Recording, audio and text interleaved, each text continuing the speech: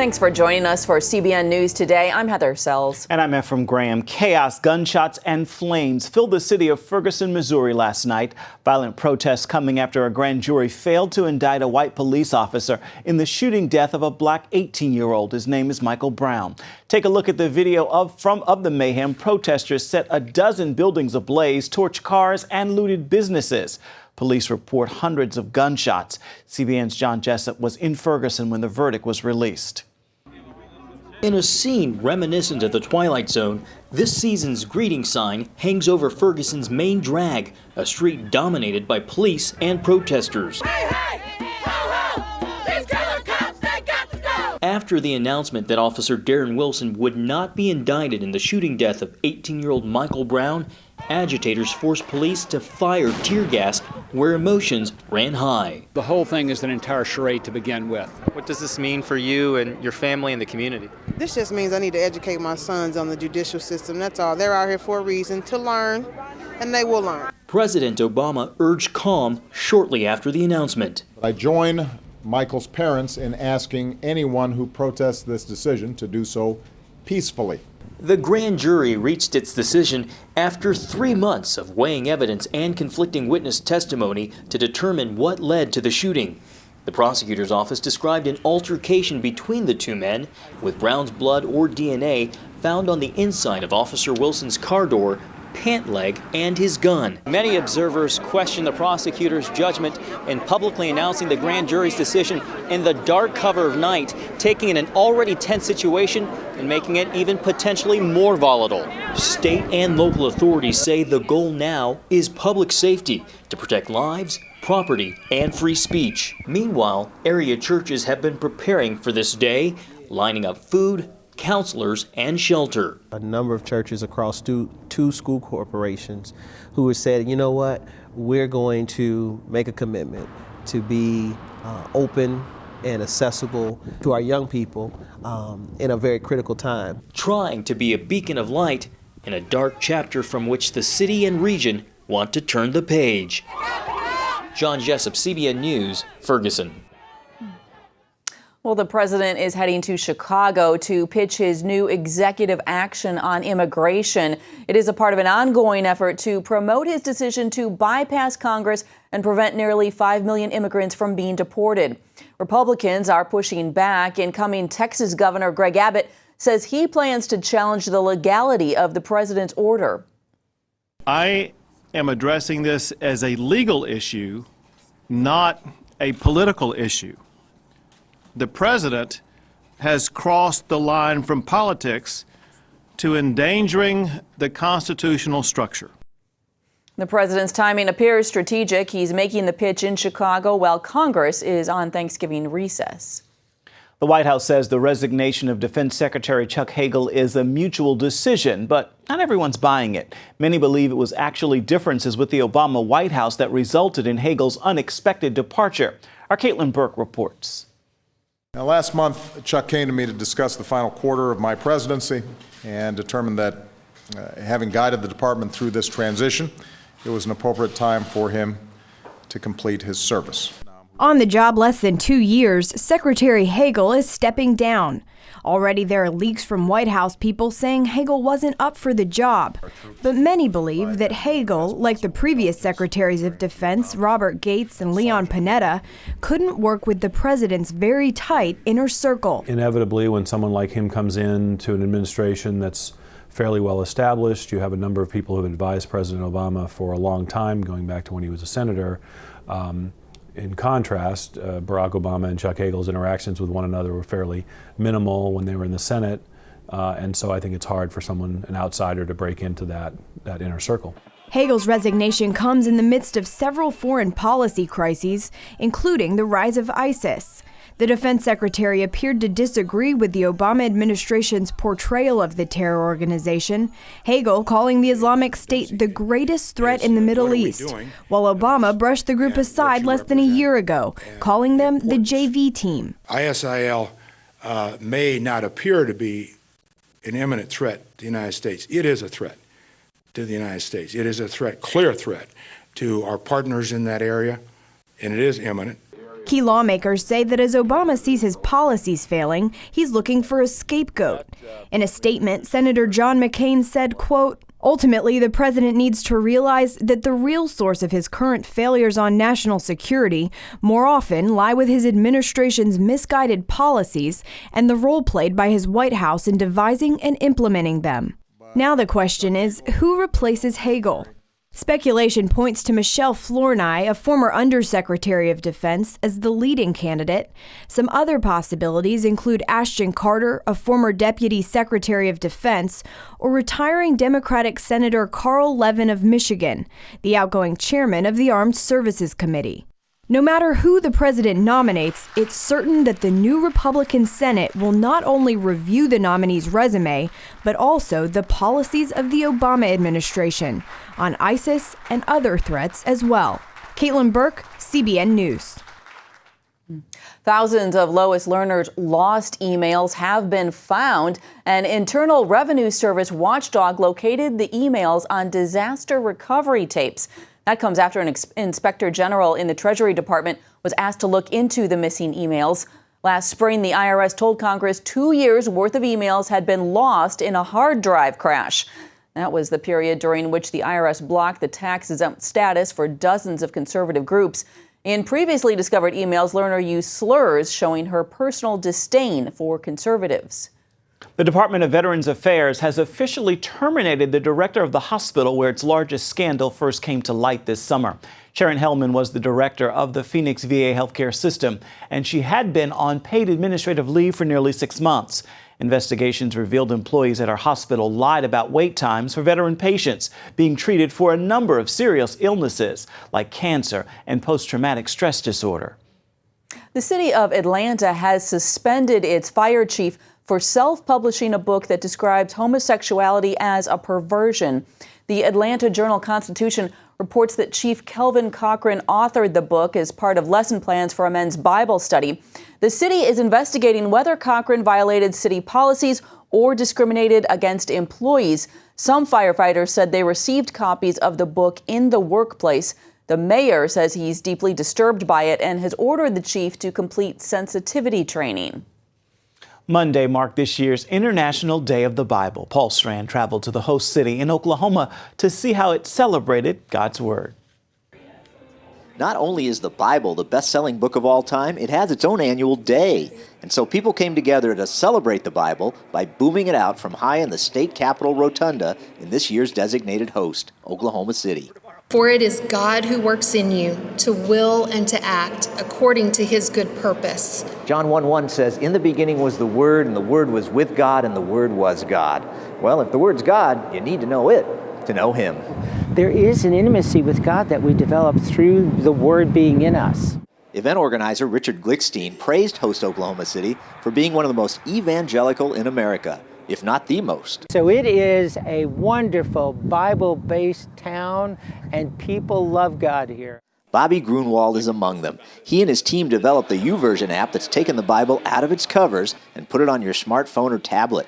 He believes if you want to hear from God, you have to read his Word. A way for him to illuminate his direction in our lives. So I think it's extremely important that we begin to make not just a habit for habit's sake, but that we actually make God's Word a part of our everyday life so that we can really be able to hear his voice and his direction in our lives. Some people are skeptical of this book, but the problem is they don't know it. Steve Green loves the Hobby Lobby business his family runs from Oklahoma City, but one of his biggest passions is leading people, especially skeptics, to a love of God's Word. Before they criticize it, my suggestion is they just read it, see what it has to say, and I believe that if they apply the principles that it teaches, what history has shown is it is good for mankind, and I think it's good for an individual if they do the same. I have suffered the loss of all things, and I regard them as rubbish, in order that I may gain Christ and be found in him. Paul Strand, CBN News, reporting from the Oklahoma State Capitol. The Colorado Supreme Court is upholding the governor's right to issue Day of Prayer proclamations. The ruling reverses a lower court decision that found proclamations unconstitutionally favored the religious. But the state Supreme Court says opponents did not have the right to sue because they were never forced to participate in the Day of Prayer. Coming up, he was once one of the top 15 golfers in the world. Now he's known as the one-armed bandit. Watch what happened next after this. He's a professional golfer known as the one-armed bandit. Larry Alford had the talent for a spectacular career as a golfer until he made one foolish decision. Angela Zatopek brings us his amazing story of redemption and restoration. At age 18, Larry Alford was a top-ranked golfer playing with pros like Tiger Woods. He dreamed of pursuing championships and trophies, but that dream was shattered when an automobile accident nearly cost him his life and took his left arm. I made a bad choice. I skipped golf practice that Friday afternoon. Went on to drink, go party with some friends. Next thing you know, I'm in the Corvette. I'm drunk. Going over 100 miles an hour on I-45 headed southbound, and I woke up a couple months later. And the car went flipping over 7 times end over end. I was in a T-top, and I didn't have my seatbelt on. I flew out of the vet. My guardian angels had me land on a 5-yard piece of grass of median. After spending over 3 months in the hospital, Larry's heartbeat had actually flatlined a few times, and he endured over 50 surgeries. Along with the physical pain, Larry also struggled with questioning God on why this had to happen to him. I was one of the top 15 golfers in the world. I had just taken Tiger Woods to a playoff in California. That was really exciting. Then I had come the next few months, I had started winning tournaments because of that confidence. I had received a lot of golf scholarships. Seeking self-worth after losing his arm, Larry began to drink heavily and fill his emptiness by seeking attention from women and alcohol. When you lose an arm, you're not just, it's a social problem, but it's an emotional, mindful, spiritual problem. So I masked how I was handling the situation. What better way to do it than go get drunk? Go hang out with some women. You let your guard down. But in reality, it's tough waking up every morning with one arm. With things of the world leaving Larry unfulfilled, he began to turn to the Lord. I never stuck with Christ my walk through high school and college. As a more mature Christian and being obedient, because obedience brings blessings, I'm actually making the turn in my life. Having a new perspective on life, Larry began to pray about getting back on the golf course. He found an answer with Muhlenberg prosthetics. I gripped a golf club and did an impression of my hand holding the golf club. Then I filled the hand and made it really strong and attached the child-sized knee to the inside and made it to where it would flex, and then attached a rotator. Using a special silicone sleeve, Larry puts on the arm piece and secures it with a Velcro band. The design creates a perfect grip. After sliding in the club, the wrist joint rotates by using a baby's knee prosthesis turned upside down. Today, Larry travels sharing his story and message of faith. He also helps raise money for different charities by challenging golfers at tournaments, earning himself the nickname the One-Armed Bandit. I don't know why people call me that, but I just went with it. I entertain corporate and charity events across the world. It's actually thebandit.net if anybody's interested to see it. So I challenge you, Angela, right now to take me on the golf course. If you can't be a short, fat, one-armed guy, then maybe we need to start practicing a little bit more. So Larry here calls himself the One-Armed Bandit because you've challenged over 2,500 different golf tournaments with, an average of 150 players. So I'm going to take his challenge on the greens, and we're doing this right now. For you, Right Dr. now. Robertson, and the entire CBN team. We set off to hit the links, and it definitely took us a few rounds to warm up, eventually ending up in a tie. As Larry continues to travel, he hopes his story can inspire others. Is the pain in my brain and in my face every day and in my shoulder and in my hand and in my body?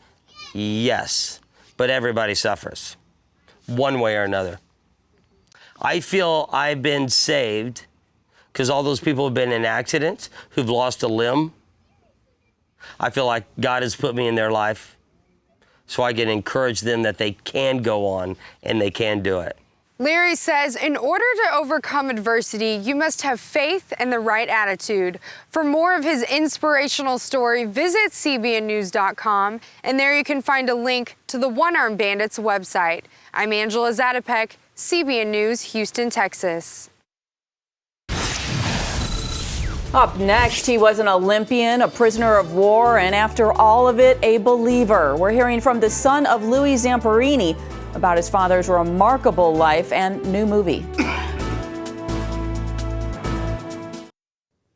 On Christmas Day, the movie Unbroken opens. It focuses on the life of Louis Zamperini, an Olympic athlete who fought in World War II, survived years as a prisoner of war, and then accepted Christ at a Billy Graham crusade after struggling with alcoholism after the war. And Zamperini's son, Luke, joins us now with more on what we can learn from your dad's life. Thank you so much for joining us today. It's a pleasure to be here. This has been an incredible year. Your father finished his second book.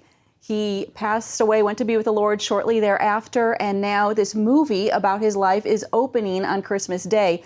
How do you make sense of this year and the timing of this all? The timing is perfect because had he been around right now, he might be pretty cranky at all the attention. All right. I was really struck when I read the book of your father's whole story of surviving World War II and then struggling afterwards and accepting Christ at a Billy Graham crusade.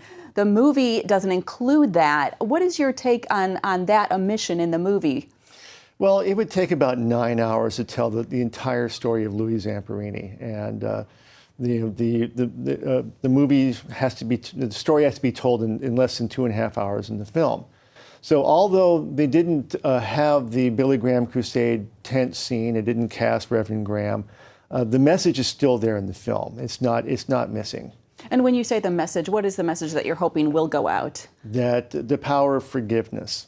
You know, the movie, is about the endurance of the human spirit, and it's also about the spirit of forgiveness. Talk a little bit, too, about this book. I know your dad just finished writing this summer. This is a book of his life lessons. What was he hoping to really communicate with this book? Well, what he was hoping to communicate was, of course, that the lessons he learned from all of his experiences. He talks in this book about sharing Christ with a variety of people, too. Was that part of a way of his life after he accepted Christ? After he accepted the Lord, this was his life. He dedicated his life to reaching out to others, particularly to the troubled youth of America.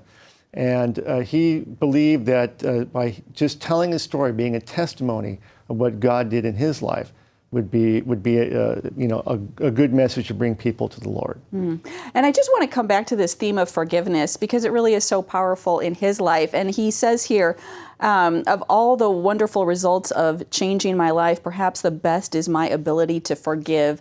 As his son, as you think about his life, how did forgiveness and that ability really change his life? Being able to forgive was actually a tonic for him. And it changed his life. He was able to no longer harbor any hard feelings for his tormentors and captors. And he subsequently had a life of joy, the joy of telling his story. Let's face it, Louis Zamperini was a miraculous person. And these miracles happened in his life to demonstrate the power of God in his life. That's great. Well, we'll pray that this all comes out in the movie and the book. Luke Zamperini, thanks for your time. Pleasure to be here. Thank you. Well, Black Friday shopping is already underway on the internet, and smartphones like the new iPhone 6 are expected to be among the big deals. But before you take the plunge on such a big purchase, here's a quick look at our coverage about the release of this latest iPhone.